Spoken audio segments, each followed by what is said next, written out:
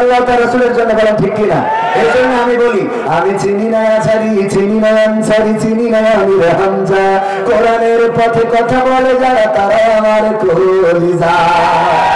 আমরা চিনি না হেলালি, চিনি না বেলালি, চিনি না আমির হামজা, কোরআনের পথে কথা বলে যারা তারা আমাদের কলিজা।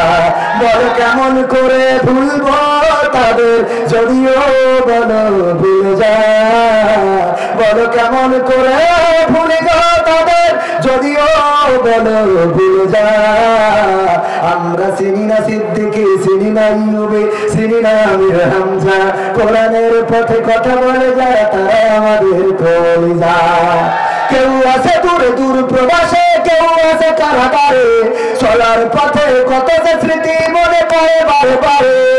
মধুর সুরে বলতো তারা আর কোরআনের কথা, মনে পড়ে হাই বুক ভেঙে যায়, হৃদয়ে চাপা ব্যথা।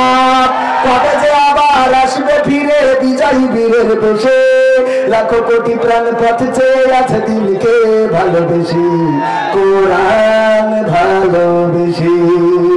আমরা চিনি না হেলালি, চিনি না বেলালি, চিনি না আমির হামজা, কোরআনের পথে কথা বলে যারা তারা আমাদের কলিজা। সব অর্ধেক করে শোনালাম, আগামীতে শোনাবো ইনশাআল্লাহ। সম্মানিত ভাইরা, সর্বশেষ আহ্বান, আজকে এখানে তাওহীদি জনতার যে গণজোয়ার, এটা প্রমাণ করে দেয় যে বাংলাদেশে ইসলামের গণজোয়ার সৃষ্টি হয়েছে। বলেন ঠিক কিনা? যে স্টেজে এমপি সাহেব আছেন, যে স্টেজে চেয়ারম্যান আছেন, উপজেলা চেয়ারম্যান, ভাইস চেয়ারম্যান, ইউনিয়ন পরিষদের চেয়ারম্যান, আওয়ামী লীগ, বিএনপি, জাসদ, বাসদ, আজকে এই মাহফিলটা প্রমাণ করে দিয়েছে কোরআনের জন্য দল মত নির্বিশেষে সবাই আজকে একাকার হয়ে গিয়েছে। বলেন ঠিক কিনা? আমরা 1952 21 ফেব্রুয়ারিতে একত্রিত হয়েছিলাম মায়ের ভাষার অধিকার রক্ষা করার জন্য। আমরা রক্ত দিয়েছিলাম যে দিনটা আগামীকাল আসছে, আন্তর্জাতিক মাতৃভাষা দিবস। বুকের রক্ত দিয়ে প্রমাণ করে দিয়েছিলাম রক্ত দিতে জানি, কিন্তু বীর বীরাঙ্গনারা মায়ের ভাষার অধিকার ছেড়ে দিতে জানি না। 1971 বঙ্গবন্ধু রেসকোর্সের ময়দানে ভাষণ দিয়ে বলেছিল, তোমাদের যা কিছু আছে তাই নিয়ে শত্রুর মোকাবেলায় প্রস্তুত থাকো।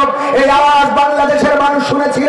বলেছিল এবারের সংগ্রাম স্বাধীনতার সংগ্রাম, এবারের সংগ্রাম মুক্তির সংগ্রাম। সেই আওয়াজ শুনে যেমন বাংলাদেশের কুলি, মজুর, তাঁতি, কৃষক, শ্রমিক জনতা দল মত নির্বিশেষে সবাই রাজপথে ঝাঁপিয়ে পড়ে 9 মাস রক্তক্ষয়ী সংঘর্ষ করে বুকের তাজা রক্ত ঢেলে দিয়ে লাল সবুজের পতাকা এনে প্রমাণ করে দিয়েছিল রক্ত দিতে জানি, কিন্তু মায়ের দেশের 1 ইঞ্চির মাটি অধিকার ছেড়ে দিতে জানি না। সেই বীর বাঙালি আর একবার জাগতে হবে, আর সেই জায়গাটা হবে কোরআনের জন্য, ইসলামের জন্য, তাওহীদের জন্য, আল্লাহ তাআলার রাসূলের জন্য। কোরআনকে বুকে ধারণ করে ইসলাম কায়েমের জন্য, দ্বীন কায়েমের জন্য যদি আকাশে রাজপথে থেকে বুকের রক্ত যদি ঢালতে হয়, রক্ত ঢেলে দিয়ে রক্তের সাগরে সাঁতার কেটে কেটে একটি রক্তাক্ত বিপ্লবী কালেমার পতাকা বাংলার জমিনে উড়ানোর জন্য কারা কারা প্রস্তুত দেখতে চায়?